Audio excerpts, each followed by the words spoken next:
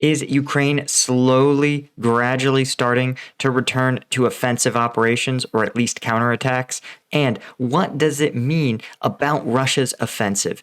I'm Paul, U.S. Army combat veteran. It's February 13th, 2023. This is your daily Ukraine update. Let's get into it. Okay, first, as always, we'll check the control map. You can see there are some minor differences here. A small change reflecting refined boundaries around Pereskolivka. You can see it has Russia, as we talked about, pushing up to but not beyond this highway here. This is, of course, pretty likely to be a natural barrier that I think Ukrainian forces may try to use as a defense. You can also, what's interesting, there's also, of course, some level of refinement to the front lines. But what's most interesting is that Russian forces were filmed in this town of Lobkove. When we zoom out, you can see this is bizarre simply because this is not really a big part of the front lines. This is not somewhere we've seen a lot of offensive action. I think it may be a case where both sides have put such little resources into this area that it doesn't take much but a little bit, but a particularly effective squad attack or just a surprise move to push the limited Ukrainian defenders back a bit from this town. So that's all it could be. Of course, when we zoom out, you guys can see that there's not really a ton of additional changes to the front lines, small refinements in some low value open areas. But when we look over at the combat map, you guys can see here that the Russian offensive effort is somewhat continuing. You can see here there's some reports of offensive actions here in Zaporizhzhia. Again, noteworthy because it's not where this territory changed hands, but it's also not Volodar, where Russian forces have pretty notoriously been pushing hard to little battlefield effect. You can see instead there's an attack up here near Davorichna, which, as we talked about, seems to me to be a fairly likely axis of advance for Russian forces in their big offensive to get across the Oskil without having to expose themselves too much. You can see here, of course, they push in along this Kreminna-Lyman axis, Bilohorivka, right, a very standard stuff. Viminka, right, they're trying to maybe push along this railroad and river. Again, pushing up towards Seversk. Just more Russian, slow-going, really limited economy of force. Russian efforts, right, in Bakhmut, Ivansky. This is just what shocks me again is the predictability of this offensive effort, the dispersion of it, and the fact that it's still not clear if Russia has a big offensive push in mind. Again, this may all be some sort of preparatory or fixing phase.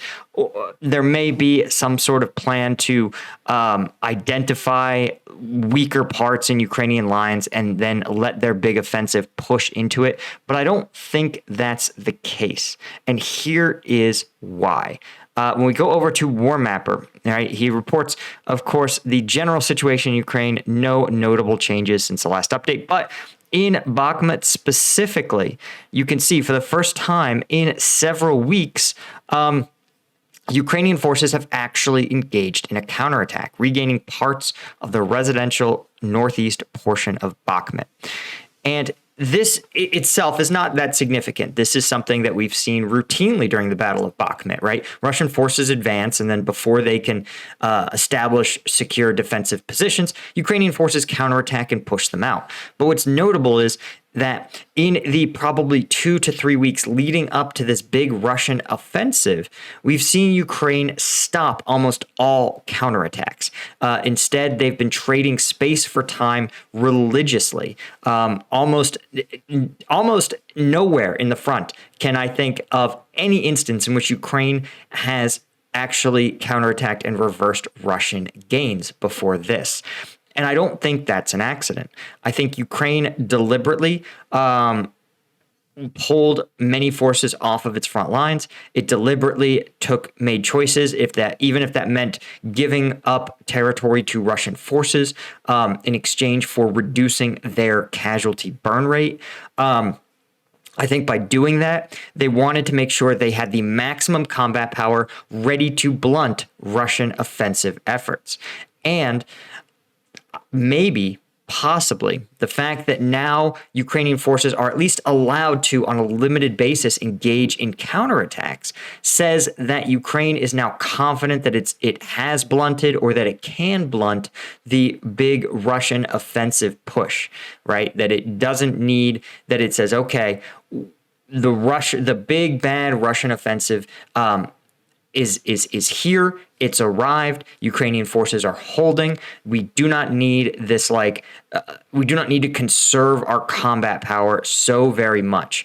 Now, obviously, like we pointed out, there are still Russian advances on other fronts, but I hypothesize that Ukraine may have some level of intelligence that says, hey, the big Russian offensive drive has arrived, and that they are now confident that their Ukrainian armed forces are able to blunt it or combat it, that it's not going to be a line-breaking, decisive operation. And so with that confidence, they've possibly reauthorized their forces to engage in some level of tactical counterattack. Certainly, when we look at some of the stories, you can see that according to the UK Ministry of Defense, Russia is likely suffering the highest casualty rate since the first week of the war. This is interesting for a couple of reasons. Let's see if we can find a link to some of the actual data that they have provided. Let's see. Here we go. Okay, Russian soldiers dying in greater numbers in Ukraine this month, February, since the first week of the invasion, according to Ukrainian-provided data. But the UK's Ministry of Defense is highlighting it, so they probably, at least the UK MOD, which the UK has a very, very, very good intelligence apparatus. You don't become an island nation empire in the 20th century without really knowing how to know things. So yeah, the UK continually has a very impressive record of intelligence. So the fact that they are rolling these numbers out, probably indicative that at least a second intelligence agency believes they're relatively accurate. 842 Russian soldiers KIA per day in February. So you can almost reliably double it to get the number of WIA, usually more like triple. Again, Russia seems to have a more... In NATO countries have a pretty robust system of ensuring that any injury that would be fatal if left untreated is treated quickly. That's what medevacs and casevacs are for. Caches and the whole there's an entire system dedicated to getting seriously wounded troops from the battlefield all the way to the most advanced level of care that medicine can get them. In Afghanistan, that stretched from the battlefield all the way back to Grafenwehr in Germany, and ultimately back to Walter Reed in Maryland. But Russia doesn't seem to have that same level of robustness, so it's possible that some of these include soldiers who would be saved had they taken those injuries in a NATO force, right? So is it 2-1? Is it 3-1? But you can get the implication, which of course means that in a typical week, you're looking at around 5,000 KIA, so another 10,000 WIA, and out of the fight, at least 15,000 a week. That is a massive, massive burn rate. Yeah, UK says the trends are likely accurate. Right. Last week, the outgoing defense minister said they were anticipating a Russian offensive around 24 February. but some local politicians are arguing that the offensive has already begun. Certainly, some of the fighting is as fierce as it's ever been. And this is, of course, just, this is a huge loss rate. And it's reflective of the fact that it's not clear that Russia can step up its offensive efforts more, right? There's an upper limit to how much an armed force can burn its personnel, especially because every one of those soldiers that goes down, I'm trying to use non-demonetized words, every one of those soldiers that goes down is going to lose their equipment. It's going to, you also represents all the training that they had. It represents potentially non-commissioned officers or more experienced troops. So a lot of the loss is more than just randomly mobilized conscripts.